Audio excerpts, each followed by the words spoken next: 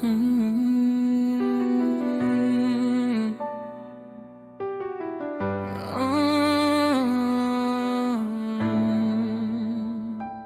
Kung magiging bukas ang kanilang mga mata sa mga pangitaing hindi nakikita, sila ay mabibigla sa pangamba. Gaano kakilakilabot ang takaway at ang kanyang mga hukbo na may walang humpay na layuning sirain ang sangkatauhan at tagawin ito mula sa mga kamay ng manlilikha. Pagtanto na ang paggamit ng lakas ay hindi magbubunga ng tagumpay. Ang kaaway sa kanyang katusuhan ay bumuo ng isang bitag upang maitali ang mag-asawa. Tinipon ang kanyang mga hukbo, inihayag niya ang kanyang mga balak sa pagsasabing ang tao ay inutusan ng mag-alay ng mga kordero bilang mga simbolo ng darating na tagapagligtas. Tutuksuhin natin sila, natingnan ang mga simbolong iyon bilang tagapagdala ng kapatawaran at buhay.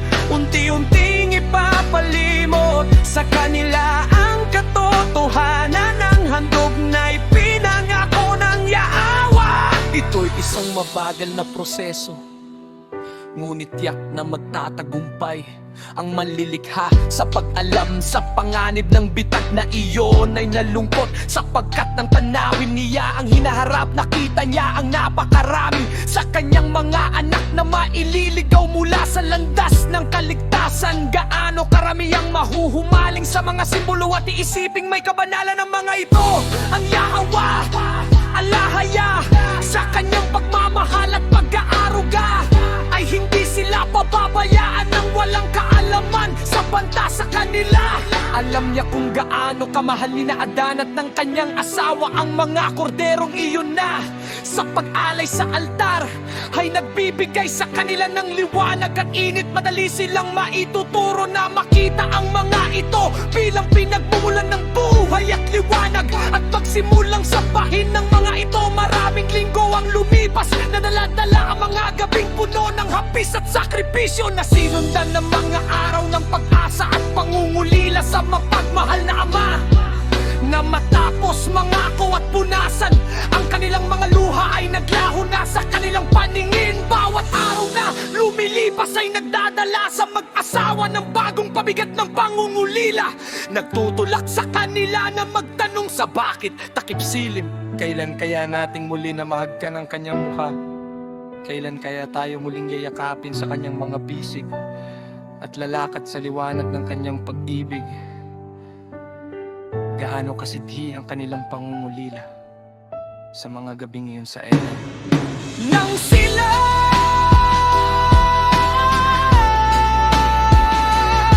ay nagbibigit sa malambing na kandungan ng kanilang banana Ama.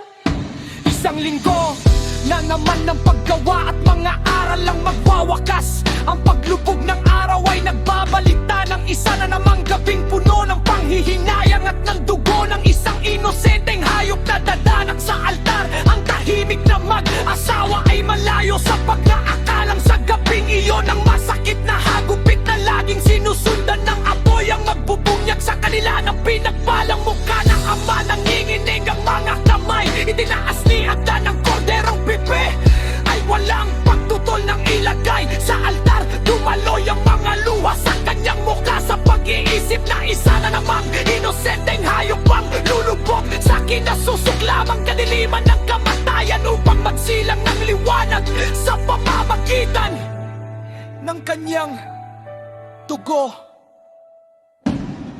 Masakit ang mag-alay, ngunit walang ibang daan patungo sa kaligtasan.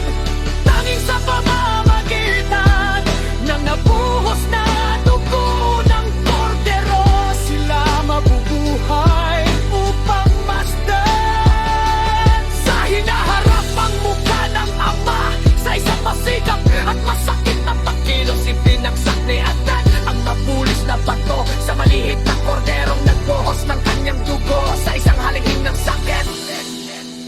Luwalhating liwanag ang nagpaalis sa kadiliman at bumabaha sa buong burol ng kanyang sinag ng buhay.